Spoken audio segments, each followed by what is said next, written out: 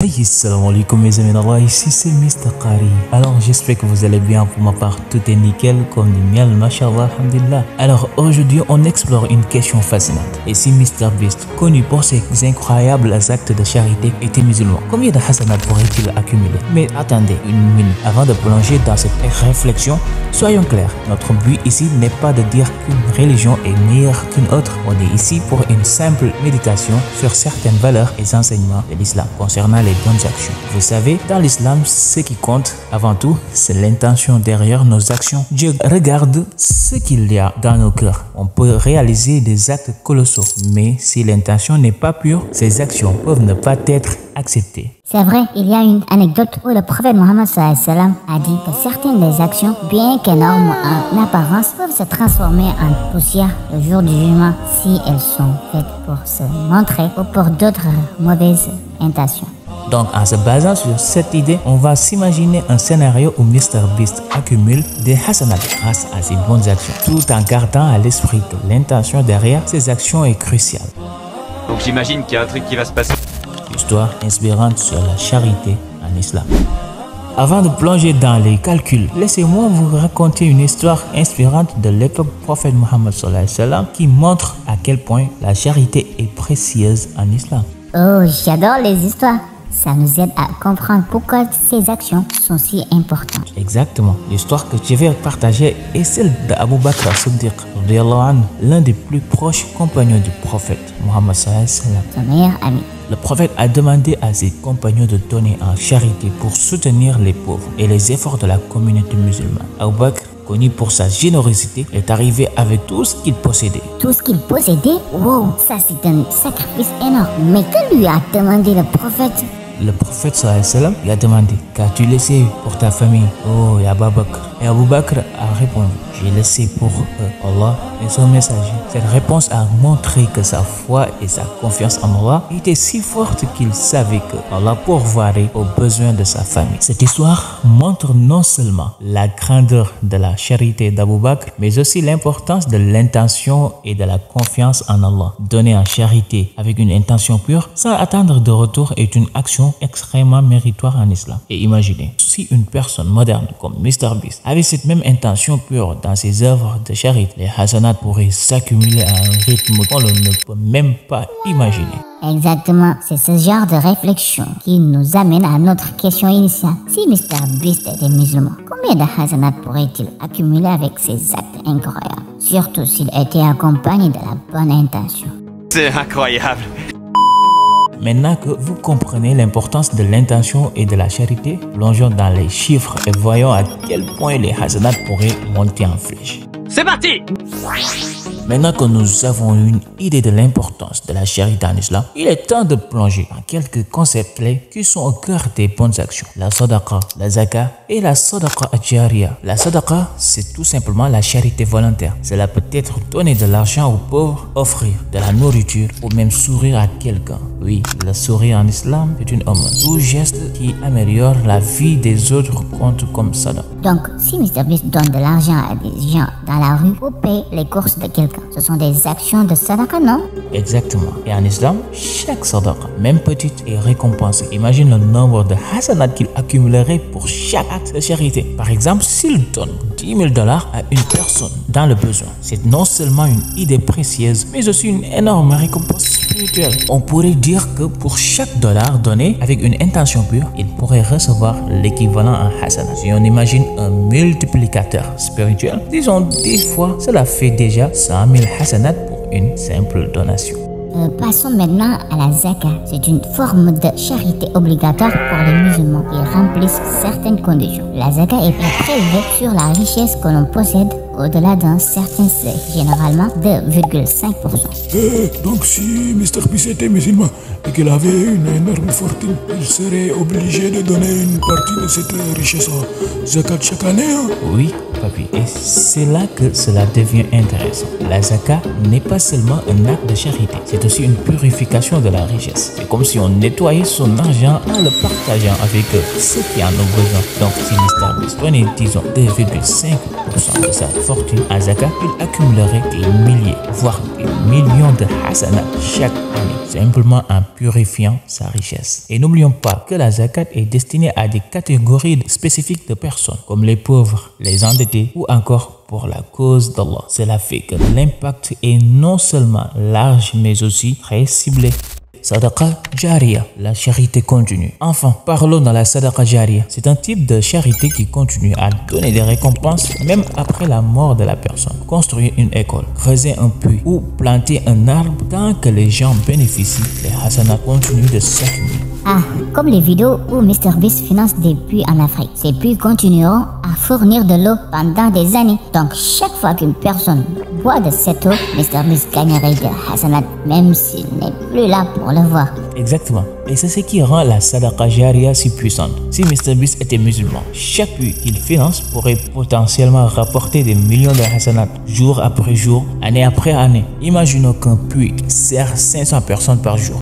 Si chaque usage est une source de hasanat, cela fait 500 hasanat par jour. Multiplié par 365 jours dans l'année, cela fait un total de 182 500 hasanat par an. Rien que pour un seul puits. Waouh! Calcul détaillé avec des chiffres. Nous avons vu à quel point les actions de charité sont valorisées en islam. Mais combien de hasanat Mr Beast pourrait-il accumuler avec certaines de ces actions spécifiques? Faisons le calcul. Puis, en Afrique. Prenons par exemple les puits que Mr Beast a financés en Afrique. Imaginons qu'un seul de ces puits serve 200 personnes chaque jour. Maintenant, s'il a construit 10 puits et que chaque puits continue de fonctionner pendant 50 ans, combien de personnes auraient été aidées au total? Faisons les maths. Ah, encore les maths? Bah non, pas trop les maths. Ah, mais tu ne pas toujours les maths. Bon, je sais qui est appelé donc. Bonjour, je reçois régulièrement des messages. Ivan Manka, il y a quelqu'un qui se plaint toujours des maths. Oh, comment progresser en maths? Être nul en maths, est-ce une fatalité? La réponse est bien évidemment non. Mais je vais tenter d'y apporter des arguments et surtout te donner des pistes sérieuses pour progresser véritablement. Fais-moi confiance, si tu suis mes conseils, je t'assure que tu vas t'améliorer. Ok, bon, il n'y a pas de souci. Faisons les maths. 200 personnes multipliées par 365 jours multipliées par 50 ans multiplié encore par 10 puits, ça vous donne un total de 36 500 000 personnes aidées. Wow, 36 500 000 personnes aidées. Si chaque personne aidée équivaut à 10 hasanat, alors on parle de 36 500 000 multiplié par 10, ce qui nous fait déjà 365 millions hasanat. Et si Allah décide de multiplier cette récompense par 700, comme c'est mentionné dans le Coran, cela fait 365 millions fois 700, ce qui donne un total colossal de 255 500 millions hasanat, rien que pour cette action. Et n'oublions pas que ces puits continueront à offrir de l'eau pendant des décennies, accumulant des hasanat jour après jour, même après la mort de celui qui les a financés. Deuxièmement, sauvetage des chiens. Maintenant, passons au sauvetage des chiens. Mr Beast a sauvé 100 chiens dans l'une de ses vidéos. Selon un hadith du prophète Mohammed sallallahu alayhi wa sallam, sauver une vie, qu'il s'agit d'un humain ou d'un animal, est comme sauver toute l'humanité. Actuellement, il y a environ 8 milliards de personnes sur Terre. Donc sauver 100 vies pourrait être comparé à sauver 100 fois 8 milliards de personnes, ce qui nous donne un potentiel de 800 milliards de hasanat. Wow! Et si on imagine que cette action a été accomplie avec la pure intention de plaire à Allah, la récompense pourrait être multipliée au-delà de notre imagination. Imagine le nombre de hasanat accumulés ici simplement en agissant avec bienveillance envers les créatures d'Allah. L'importance universelle des bonnes actions. Après avoir exploré tout cela, il est important de se rappeler une chose essentielle. La bonté et la charité ne sont pas l'apanage d'une seule religion. Elles sont universelles. Elles nous unissent tous en tant qu'êtres humains. Que tu sois musulman, chrétien, juif, bouddhiste ou que tu n'aies aucune religion, faire le bien est toujours valorisé quand on aide quelqu'un. On ne regarde pas sa religion, son origine ou son statut. On aide parce que c'est la bonne chose à faire. Point final. Les bonnes actions sont comme des graines que nous plantons dans le monde. Peu importe d'où elles viennent, elles poussent, elles fleurissent et elles apportent de la beauté et de la vie à tous ceux qui les entourent. C'est un langage universel que tout le monde comprend. Et si on réfléchit bien, les hasanat ou les récompenses pour les bonnes actions ne sont pas seulement pour la vie après la mort, elles sont aussi pour ici et maintenant. Quand on fait le bien, on se sent bien, on rend les autres heureux et on construit un monde meilleur pour nous tous. C'est peut-être ça, la véritable enseignement, peu importe les différences. Ce qui compte, c'est l'intention de faire le bien. L'impact de nos actions va bien au-delà des frontières de la religion. Il touche la vie des autres et en fin de compte, il touche l'humanité tout entière. Donc, que tu sois inspiré par les enseignements islamiques ou par ta propre éthique personnelle, rappelle-toi que chaque bonne action compte. Chaque sourire que tu apportes, chaque vie que tu touches contribue à quelque chose de bien plus grand que nous tous. Et c'est cette universalité de la bonté qui nous rappelle que malgré nos différences, nous avons tous le pouvoir de rendre ce monde meilleur, un acte de charité à la fois. Alors continuons à semer ces graines de bienveillance et voyons ensemble ce qu'elles peuvent produire, parce qu'au fond, c'est ce qui nous rend vraiment humains. Wow, quelle aventure on vient de vivre ensemble, Mr. Kari. Alors récapitulons un peu tout ce qu'on a découvert aujourd'hui. Tout d'abord, on a parlé des puits en Afrique. Imaginez 10 puits construits par MrBeast qui sur 50 ans pourraient aider 36 500 personnes. Et si on convertit cela en hasanat, on parle de 255 milliards 500 hasanat potentiels. C'est énorme. Ensuite, il y a l'incroyable sauvetage des chiens. Rappelez-vous, selon le Coran, sauver une vie équivaut à sauver toute l'humanité. Donc sauver 100 chiens pourrait représenter jusqu'à 800 milliards de hasanat. C'est difficile de s'imaginer un chiffre aussi gigantesque. Et n'oublions pas les autres actions philanthropiques de MrBeast comme ses dons pour les sans-abri ou ses campagnes environnementales. Chacune de ces actions pourrait se traduire en millions, voire en milliards de hasanat. Le total pourrait atteindre des chiffres astronomiques, mais ce n'est pas le plus important. Ce qui compte vraiment, c'est l'intention derrière ces actes, comme on l'a vu. Même avec des milliards de hasanat potentiels, si l'intention n'est pas pure, ces actions peuvent ne pas être validées. L'intention est la clé. Et c'est là que se trouve le véritable message de cette vidéo. Peu importe combien de hasanat ou de bonnes actions on pourrait accumuler. Ce qui compte, c'est de les faire avec un cœur sincère, pour le bien des autres, et non pour se vanter ou pour en tirer un bénéfice personnel. Cette réflexion ne se limite pas à une seule religion, que vous soyez musulman, chrétien, juif ou autre. L'idée est la même. Les bonnes actions faites avec une intention pure sont précieuses. Elles sont le ciment qui nous unit tous en tant qu'êtres humains. Alors la prochaine fois que tu vois quelqu'un dans le besoin ou que tu as l'opportunité de faire une bonne action, n'hésite pas, peu importe ta religion. Chaque acte de bonté compte et contribue à rendre le monde meilleur. Et c'est ça, la véritable enseignement. Inspirons-nous des actions de MrBeast et demandons-nous comment, chacun à notre échelle, nous pouvons apporter un peu plus de lumière et de bien dans ce monde. Merci de nous avoir rejoints pour cette exploration fascinante. Et rappelez-vous, le bien que vous faites aujourd'hui est une semence pour un avenir meilleur. À bientôt pour une nouvelle aventure.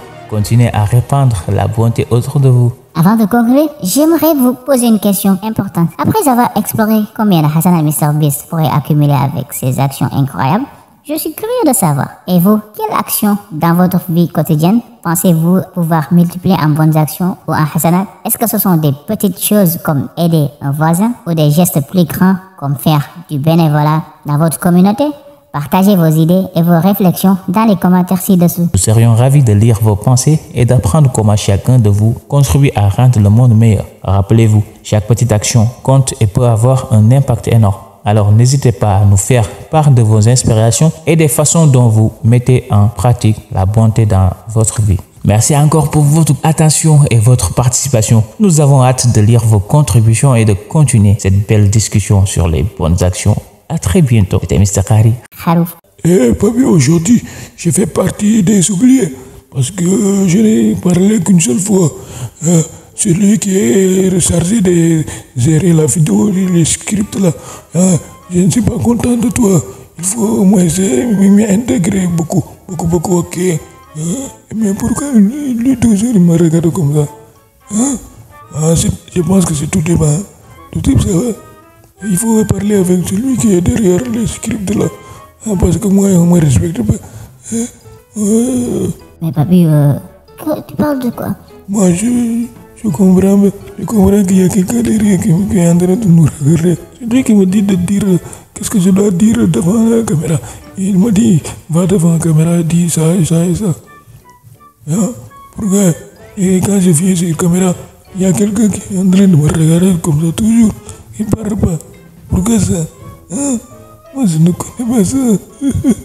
Oh, les effets de la vieillesse. Oh, papi, qu'Allah te préserve.